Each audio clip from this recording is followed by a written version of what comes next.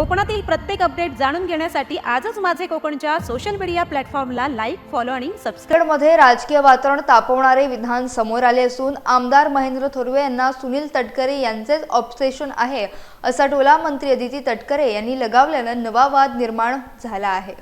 महेंद्र थोरवेंना तटकरे साहेबांव्यतिरिक्त त्यांना कोण दिसतच नाहीये सध्या. गेल्या 1-1.5 वर्षापासून आपण बघतोय की दिवस रात्र तटकरे साहेब, तटकरे कुटुंब हे यांच्या अवतीभोवतीच त्यांचं आयुष्य फिरतंय. खरं तर मला कधी कधी त्यांना आठवण करून द्यावीशी वाटते की ते एक आमदार आहेत विधानसभे मतदारसंघाचे, आणि त्यांच्या मतदारसंघाच्या प्रश्नावर जर त्यांनी अधिक लक्ष घातलं असतं तर ही वेळ त्यांच्यावर आली नसती.